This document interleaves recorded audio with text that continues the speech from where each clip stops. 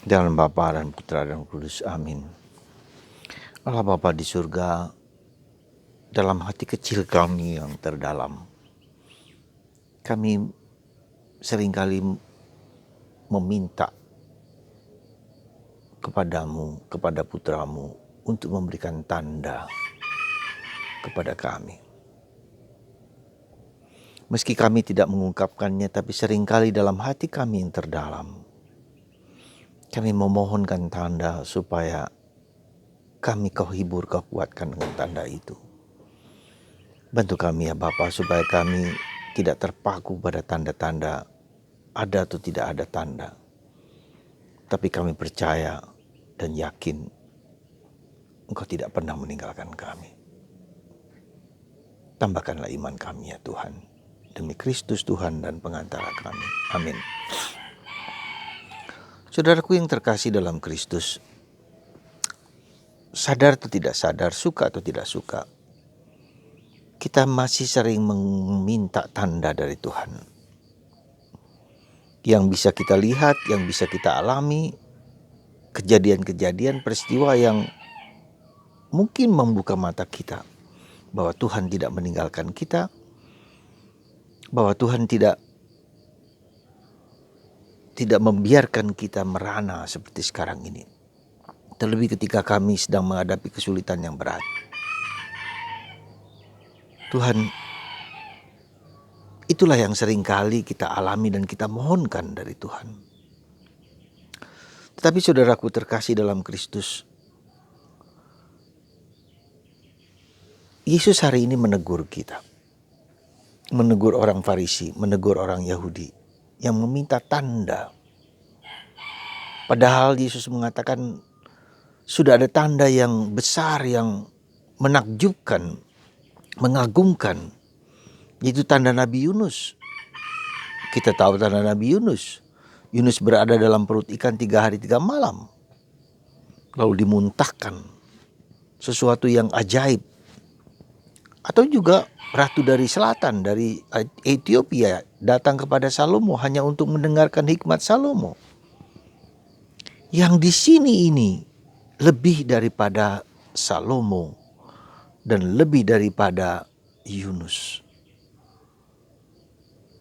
Tidakkah kamu melihat apa yang terjadi dan dilakukan oleh Yesus? Saudara, itulah yang kita lihat dalam batin kita yang terdalam, maka kita bisa mendengar, bisa memahami apa yang diminta oleh Thomas. Kalau aku tidak bisa melihat lubang di tangan dan kaki di lambung, aku tidak percaya. Saudara, hidup beriman kita tumbuh dan berkembang dalam pergulatan antara percaya dan tidak percaya, antara beriman dan tidak beriman, antara keyakinan dan tidak yakin. Dan kita sebagai manusia membutuhkan sesuatu yang nampak, yang kelihatan. Ya. Dan itulah saudaraku terkasih perjuangan kita, ya. Pergulatan kita untuk tetap percaya meskipun kita tidak melihat, tidak merasa, tidak mendengarkan dengan panca indera kita. Tapi Tuhan sungguh-sungguh dan kerap kali melakukan mujizat-mujizat yang tidak kita lihat dan kita rasakan. Saudaraku yang terkasih, bagaimana kita bisa mengerti dan memahami bahwa Tuhan tidak pernah meninggalkan kita? Salah satu cara dan salah satu bentuknya adalah bahwa kita mengenal Allah dalam kitab suci. Hari ini dalam bacaan pertama kita mendengar apa yang dilakukan oleh Musa kepada bangsa Israel.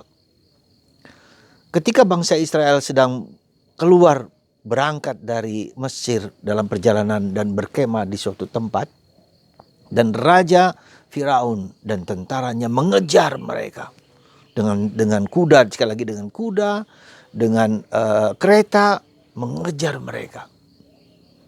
Ya. Dan bangsa Israel ketakutan dan kecemasan, bagaimana kita akan dibunuh ini semua. Dan mengeluh, mengesah dan berkata kepada Musa, untuk apa kau mau bawa kami kemana ini? Lebih baik kami pulang. Kami sudah mengatakan lebih baik kami berada di Mesir.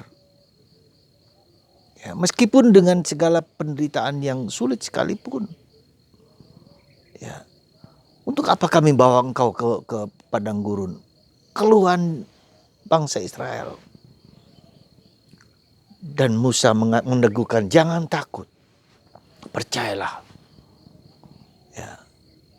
Dan terjadi, maka bangsa Israel, Musa mengangkat tongkatnya dan laut itu terbelah dua dan mereka melewati laut itu menuju tanah terjanji. Dan bukan hanya itu, saudaraku terkasih, bahwa tentara Mesir dengan raja ini tidak sampai-sampai gitu loh. Tidak sampai-sampai menuju ke orang-orang Israel yang hanya berjalan kaki bersama 600.000 orang bersama dengan keledai, sapi dan binatang peliharaan mereka. Coba bayangkan, nggak sampai-sampai. Karena dikatakan di situ dalam mereka dibimbing oleh tentara Allah yang menuntun mereka, menjaga mereka dan memimpin mereka dengan tangan perkasa dari Allah. Luar biasa. Jadi kalau kita mendengar, membaca kitab suci perjanjian lama, bagaimana bangsa Allah itu memimpin, membimbing, menuntun dan menjaga dan memelihara bangsa Israel. Nah, kalau saja Tuhan Yahweh yang dulu menyelamatkan bangsa Israel, apalagi kita sekarang ini.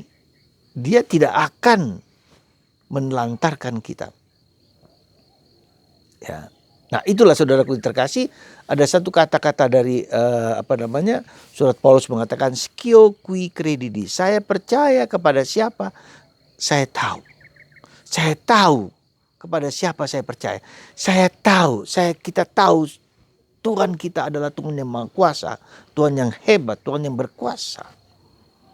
Ya, saya tahu itu, kita tahu itu. Nah, dalam perjanjian lama dan bahkan lebih daripada itu dalam diri Yesus. Yesus ya, yang mati, dibangkitkan, hidup kembali. Dan bangkit dan hidup kembali dan kembali kepada Bapa dan memberikan kepada kita Roh Kudus. Nah, jadi saudaraku yang terkasih dalam Kristus, keraguan, ketakutan, ketidakberdayaan kita itu seringkali karena kita tidak tahu siapakah Tuhan itu. Skio qui credidi, saya tahu kepada siapa saya percaya. Kita tahu saudaraku terkasih.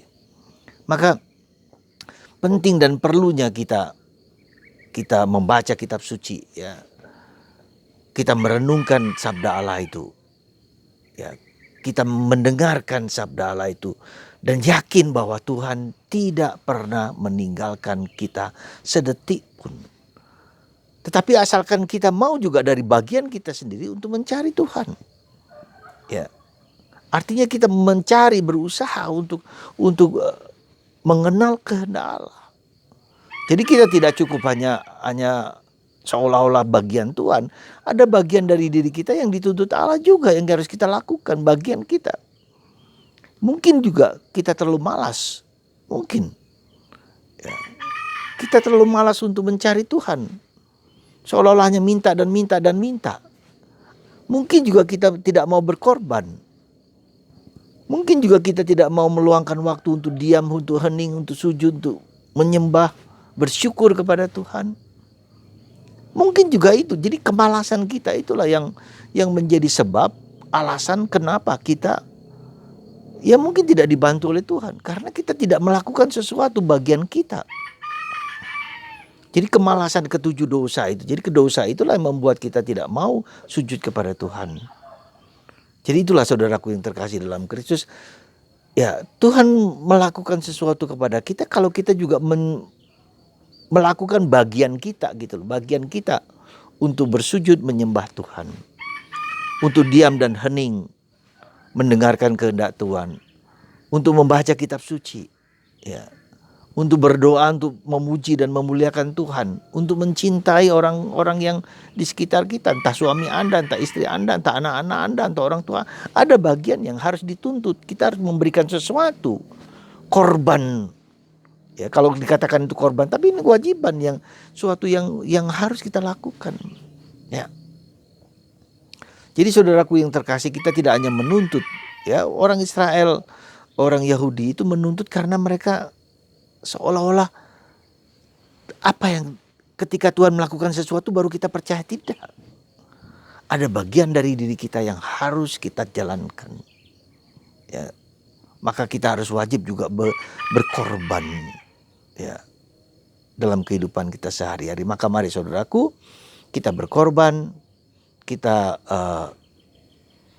membaca kitab suci, kita merenungkan kitab suci, kita mendengarkan sabda Allah, kita memuji memuliakan Tuhan lewat misa online, ya. Kita melakukan segala sesuatu supaya kita mampu memahami dan mengerti apa yang Tuhan lakukan bagi kita. Skio qui credidi. Saya tahu kepada siapa saya percaya. Tuhan melakukan segala yang baik untuk kita. Tuhan melakukan yang terindah untuk kita. Asalkan kita juga mau berkorban untuk orang di sekitar kita. Melakukan yang terbaik untuk suami, untuk istri, untuk anak, untuk orang tua, untuk tetangga. Juga di masa yang sulit ini. Ya, semoga Anda dan kita semua diberkati Tuhan dan sungguh-sungguh kita menjalankan apa yang wajib kita lakukan demi kebaikan orang lain, demi keselamatan orang lain. Tuhan memberkati Anda, memberkati kita semua.